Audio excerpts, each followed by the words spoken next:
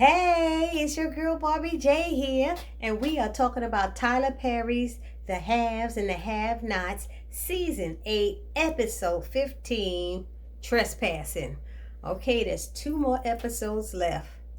Y'all gotta tell me how y'all felt about this episode, because I'm just bored. I'm still borderline with two episodes left until this thing is over.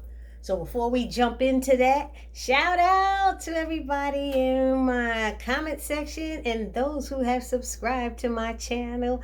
I thank y'all all for holding me down. And if you're one of those people who have not subscribed as yet, please take a moment and hit that little subscribe button right there. Click, click. There you go. Click, click. There you go. And then if you hit the notification bell next to it, it lets you know every time I upload a new video. Okay, so this episode. Well, I wish I could just like raise your hand and pick people to tell me what they thought of this episode, because I kind of don't know what to say. I got a lot written down, but it's just still, I feel like there ain't nothing really to say. Is there anything to say? I mean, okay, Rihanna opens the door, and I'm about sick of her already. Because how you gonna open the door and let Benny come in with that same funky suit on he had on all day, ain't changed. Talking about he was gonna wipe up last week, he ain't wipe up nothing. And you know you going over there trying to get some, and you don't wash yourself. Come on, Benny. Benny in the jets. Let me stop. I ain't gonna go there because I got a lot of songs in my head right now. So he's still in that damn suit, and Rihanna's, she starts kissing on him and stuff, and I'm trying to understand why she started talking about her mom being in the home and stuff, and she got cerebral palsy, and she was saying, I don't know why I'm telling you this stuff. I'm drunk, I'm tipsy. That means I want some. And then I just want to thank you. And she kisses him. Yo, what you doing? Benny try to play like he don't know.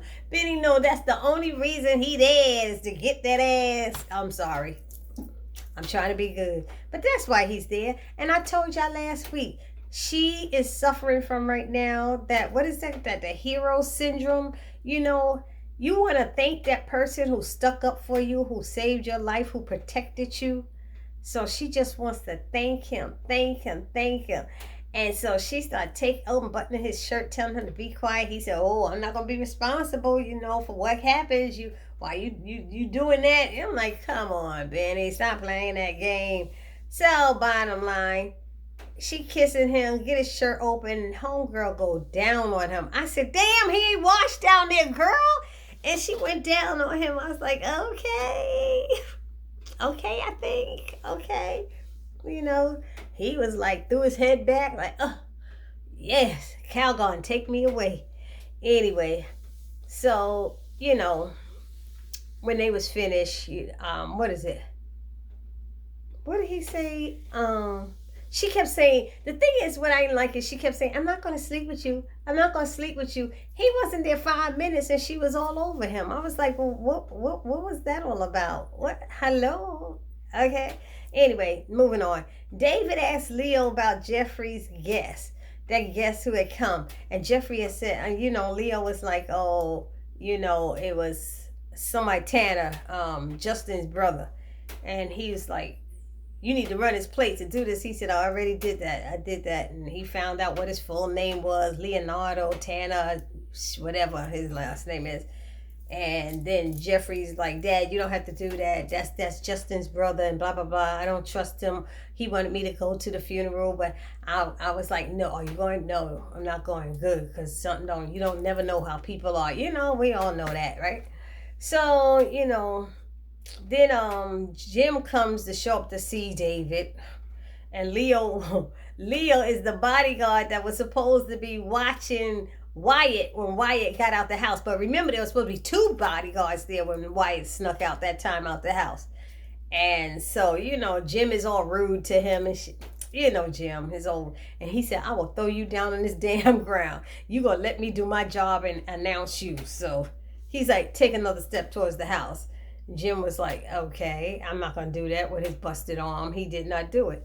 I wanted to see Leo throw him down. I really did. Somebody need to bust him up. The last ass whooping he got was Candace and Hannah. Y'all remember that episode? They tore Jim's behind up. Okay, so he's coming and asking for money. He asking for money to borrow $100,000. He need $50,000 to get the Selena's judge, whoever ever gonna put him in jail. And David's like, yeah, he'll do it and stuff. He said, but you don't have $50,000. No, I don't have $50,000. You ain't got no money. Yo, I don't know about these women. I need them my money and stuff. You know, he said, so you asked Hannah and Hannah wouldn't give it to you? He said, I ain't asked Hannah. I'd rather shoot myself or kill myself or whatever he said. I said, more power to him. Hannah would probably do that too. Hannah would probably rather you do that too. I'm sorry. I'm just saying she probably would. What else? So then that's when David informs him that Mama Rose had retired because of health problems and stuff. And she moved to Florida. So Vinny's in charge now. And he's like, oh no, he's vicious. And he said, yeah, maybe I could get him to, what did they say?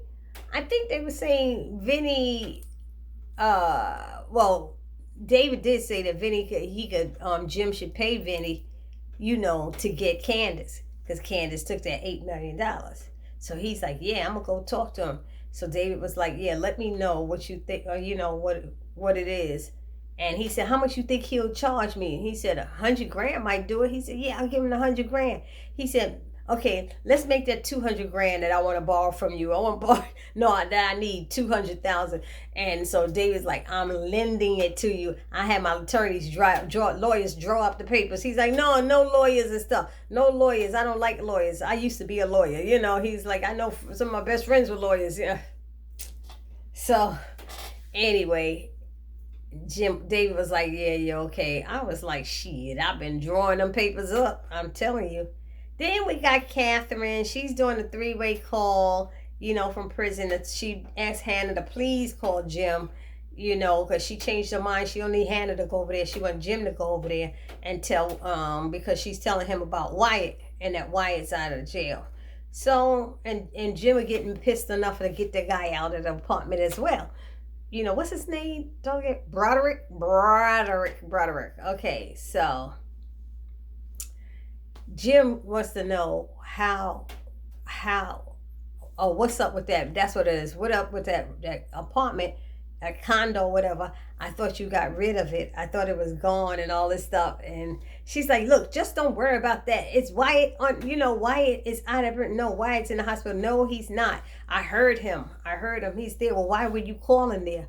Who you got this? You got somebody is that damn Hannah over in there? Why you got Hannah? Is there something going on with y'all? Are y'all having a little fling or something, you and Hannah and stuff? And Hannah's sitting there like, she about sick of Catherine's 3-way call. She probably said these rich people ain't worth ish. It's just too much for her.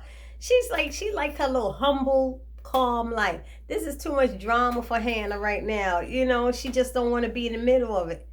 So he's like, he's not going to go over there and check on him unless she tells him how she knows about it from prison, who she have over there. He was being difficult. And tell your little girlfriend to loosen the purse strings and all this stuff, talking about Hannah, and stuff, and release me some money.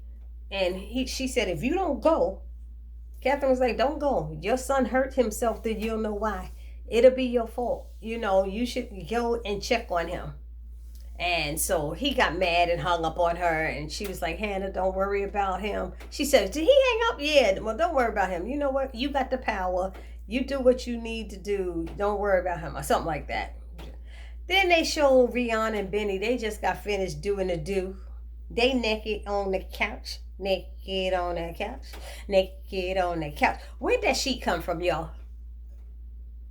Where'd that sheet come from? And why every time these people have sex in one of these shows, when they get up, their underwear is still on? Why y'all under the sheets if your underwear is on? How'd y'all have sex if your underwear is still on? I'm just trying to find out. I pick these things apart. I can't help it. When they see stuff like that, I'm like, ooh, what was the director thinking when he did that? Anywho, so she's crying because she just really wanted to be held, but she was drinking and she felt like being touched more than that, and I said, oh God. And so he's trying to get her mind off of things, and he gonna ask her, y'all know what I'm gonna say. He gonna ask her, how was I? Really? Really, really? Really, really, really? Oh Lord. It hold on. I'm sorry, y'all. My alarm popped down in front of my screen. Anyway, he gonna ask her how she was. She said that was lame. How you gonna ask how you was? What Benny so arrogant thinking he all that in bed? Didn't Veronica tell him he wasn't all that? Good God Almighty. He just think he the end in all of sex. He just think that ding-a-ling do it all. Don't he think it's magical or something? I don't know what he's thinking about himself. But he said he was trying to just get her mind off it. Right. Anyway, what else happened with Benny and Rihanna? They started, she changed the subject and told him his credit sucked that she checked. I bet you that little boy, if he had a heart on, that shit went whoop. He was like, why you gotta go there? Why you gotta say something about my credit? Why you gotta? I said, oh, the little baby feelings get hurt. The little Benny's feelings get hurt. Cause she said, you need to work on that. And you do. If you got busted credit, you gotta work on it. You can't get nothing or do nothing without that. Oh my God. I was unemployed driving a BMW because I had good credit. You can't, you gotta have good credit. It gets you things that you don't think you could get. And some of us with this color, we gotta work harder. Yeah, I know. Anyway, it's some of us, not all of us. What else? So then they end up talking about they hungry. They talk about cooking and stuff like that. And she said, I can make you a sandwich. She said, what? You don't know how to cook? And she's like, what? You don't know how to cook? He said, I know how to cook. And then she's like, tell me about yourself and stuff. And she's like, are you a hoe? She asked him, was he a hoe? A whore? Whatever. And he's like, what? You say, how many women you sleep with? Oh, come on, I ain't gonna answer that. Come on, I ain't gonna answer that. How about you? How many? If you ain't gonna answer, how you gonna turn around and ask her? Why do y'all do that? How you gonna go and turn around and ask her? And she answered, dos. He was like, get out here, insulting her. See, some of us don't be sleeping around like that. Benny in a jet. So she said, yep, you and the knucklehead. That's it. So I was shocked that she, wanted to do that, but with him of all people, especially with bad credit. I ain't messing with nobody with no bad credit. And he's like, asked my ex-husband, he was like, all you care about your damn credit. You damn right. Brother was pulling me down. Anyway, so let's just move on from that sandwich. Okay, because she wanted to know, Rihanna wanted to know if he had disease, and he told me, I'm good. Wait, you been sticking that dick in everybody. We ain't never seen you take a test yet. Ain't none of us saw it. Did any of y'all see him take a test? Nah. Y'all saw him take a test, and you put it down in the comment section, because Benny ain't been checked. So Broderick tells his co-worker, he's in there arguing with his co-worker, I'm not leaving. She wants me to go. And he's like, dude, I told you. And he's like, no, I don't want to leave. I'm not going to leave. I found out that I could do something called squatters' right. He hit a nerve with me with that. That squatters' right thing here in New York, that's a nerve pincher for somebody with an apartment. People don't want to leave your house. And I found out I could sue them. If they kick me out, I could sue them and get more money. He's like, dude, you don't want to do that. You don't want to go there. You don't want to mess with those people. These are rich people. How you going to try to sue them? They could take you. They could get rid of you, Broderick. They could get rid of you. What were you thinking? I'm not leaving. So he said, they going to come knocking at the door and I'm going to be out of here. And all of a sudden you hear, knock, knock, knock. And he said, I'm going through the door. Don't answer. No, I'm answering. I'm going out that door. I ain't having nothing to do with this. And he opening his hand. A Hannah coming. He gonna like, what do you want? See, why y'all think y'all could talk to the black woman, the maid or whatever anyway? Come on now. If that was Catherine, you wouldn't have said that. You saw his ass punk up when it was Jim. I'm not leaving. I'm not going nowhere. She was like, what? You say what? And then Jim come in. What's going on? Hey, Mr. Cryer. Mr. Cryer. And all of a sudden it's Mr. Cryer. What's going on in here? He said, oh, he just told me he's not leaving. And he's like, where's Wyatt? And Hannah was like, and I'm leaving. I'm out. And she left because she said Jim's makes her, just being around him make her skin curl. So I was like, I understand, honey.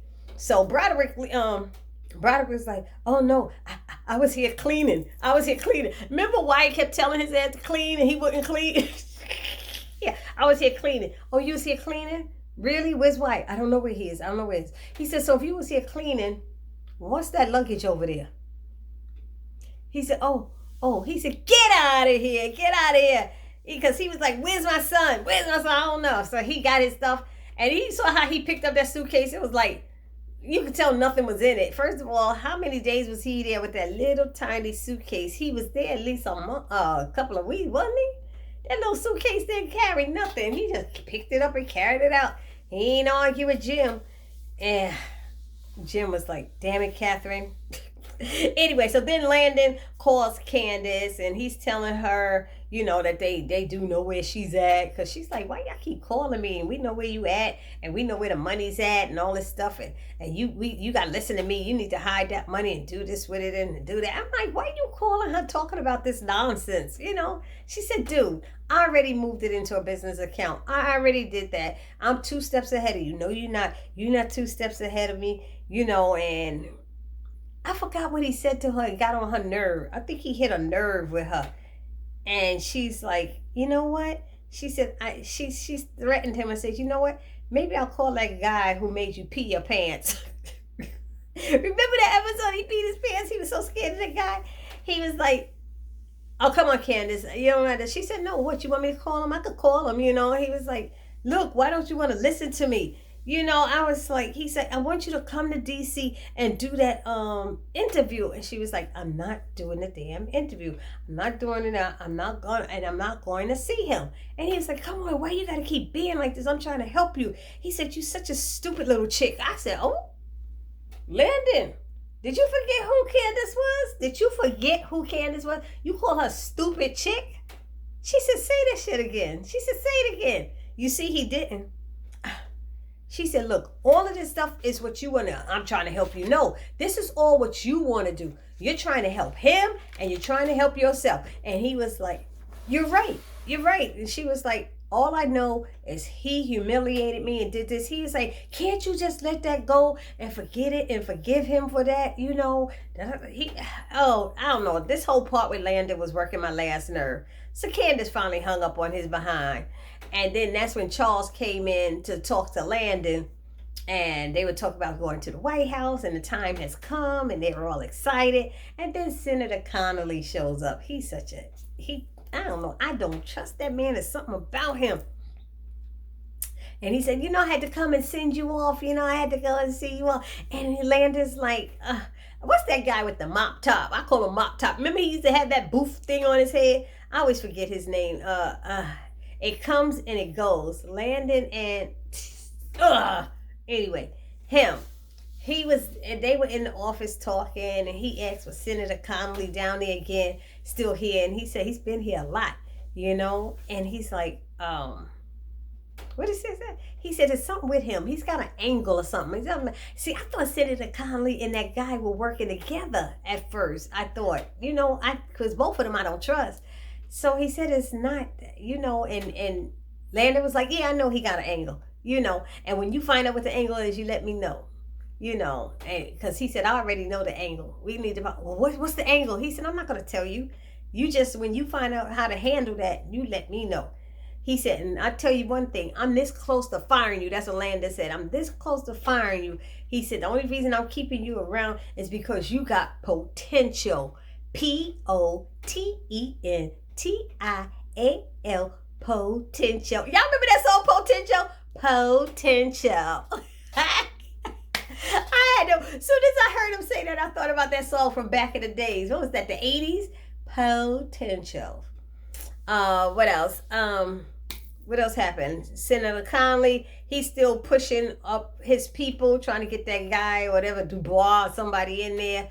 And, Charles puts him in check again. I thought we discussed this before. I thought I was clear. I said, what's up? Why we keep doing this? What is it? Why are you pushing so hard? Oh, no, I just want to make sure he gets a fair chance because I know you need good people. And he's just bullshitting. That's what he was doing. And so when he left, Landon came in and said, he checked on that Dubois or whoever person, and he said, have you ever been to Connolly's farm? And he said his farm has a pipeline that runs through protected land and across Connolly's farm. And he can make a whole lot of money. He could possibly make a whole lot of money because of that. So that's why he's doing that. And Charles was feeling hurt. Charles was like, do you know how it feels being used at every turn? At every end. He was like, I never thought this guy would do it. He's like a father to me. But you could tell something was up. But anyway, so Candace calls Landon's phone while he was talking to Charles. And Charles was like, who's that? Why you do that? When his phone ring, Landon can't get no personal phone calls. You got to know who it is. President-elect. Well, since when is that? Since when your staff can't have a personal life? I'm just asking. Am I wrong, y'all? Let me know in the comment section. Am I wrong? Can a sister get a phone call without the president want to know who it be on the other line? Anywho, what else is next? So Candace calls the phone. He says it's Candace. So Charles takes it and he answers the phone and he talks to her. And they do a little small talk. Oh, hi. How you doing? Other than, and it seemed like Candace was leading it anyway. And you could see the love in the phone. The love was going off through the line. I like them together. I really do like those two together. It'd be nice if they can make it work. And then, so the small talk in, and then he admits he misses her, and he knows she misses him too. And he apologizes for the trunk. She was like, look, he's like, you need to come. He asked her to come to D.C. She's like, I'm not going to be sneaking in and out of no daggone D.C., no White House. I'm not going to do that. No, you don't have to. Oh, I'm not going to have to. Look, he said, I'm the president. I'm going to be in charge. Of da, da, da. He said, I don't care about the people. She said, you cared before. He said, well, I don't care anymore. So he's down to be with her. And he said, well, he mentioned something about we got nothing but time and stuff. And that's when she said it. Yeah, about 7 months of time. I said, He said, huh? Then he was like, what? And she said, yes, I'm pregnant.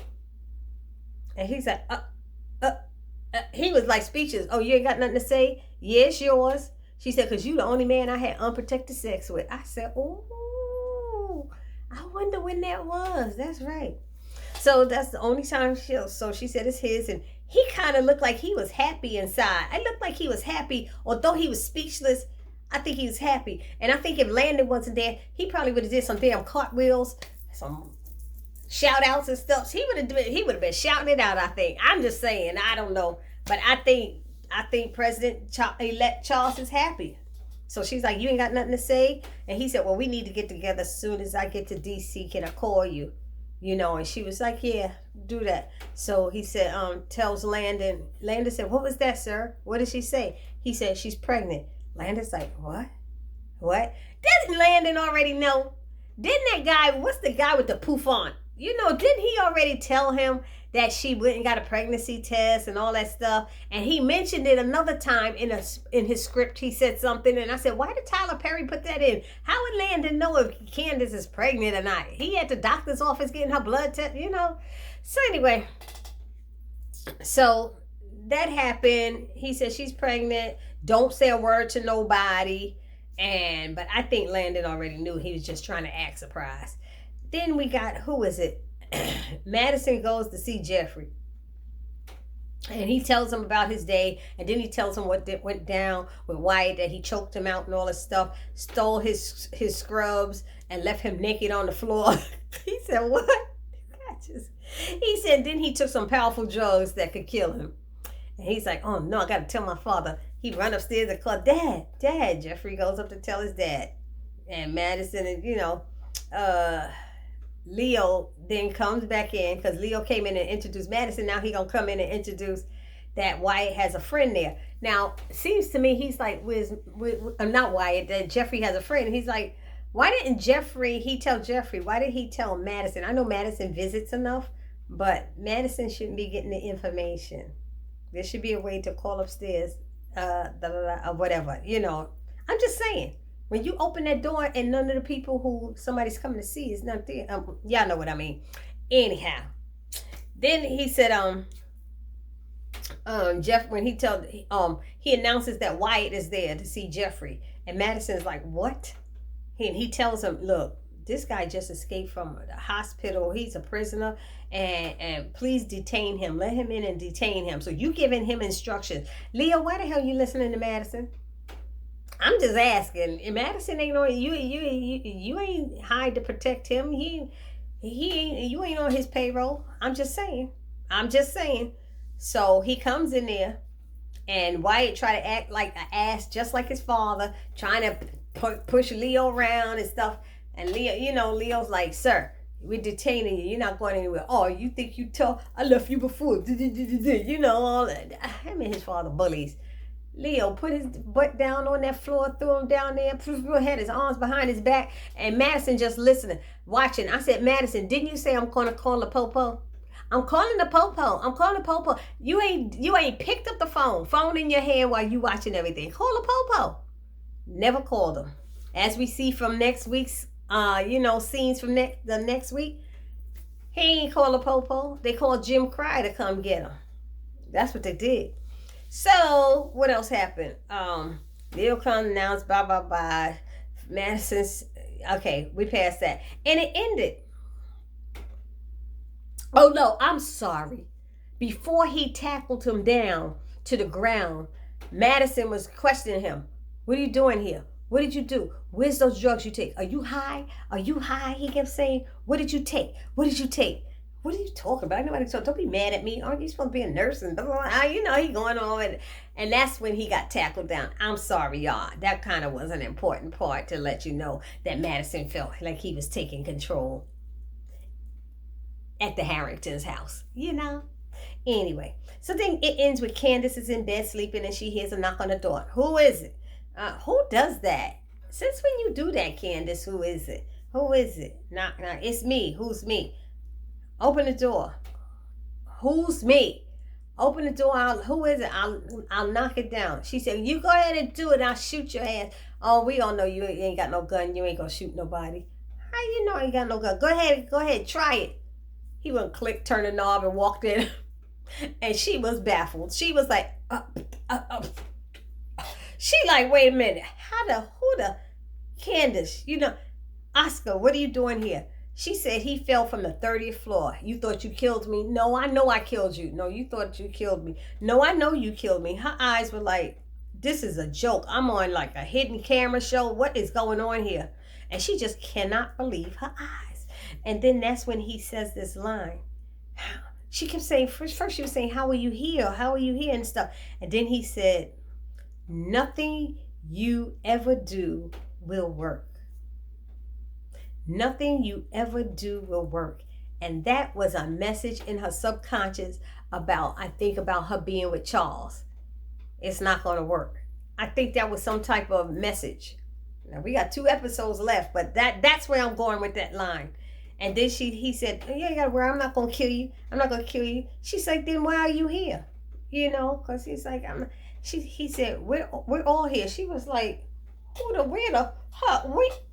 here? Where? She like, where? He was like, we're all here to destroy you. I said, oh my God. She dreaming about they gonna pay back. Payback is a bitch. Y'all heard that line before? They all here to pay her back. And she did some bad stuff to a lot of people. So that's her subconscious messing with her. She probably wants to go to that White House, but she think all that stuff gonna come out. Everything gonna come out and ruin what she has with Charles at the White House. So that's what I think about this episode. I gave you my bestest recap. I had an episode was maybe a 6. I don't know. Y'all tell me what y'all thought down in the comment section. This your girl Bobby J saying peace.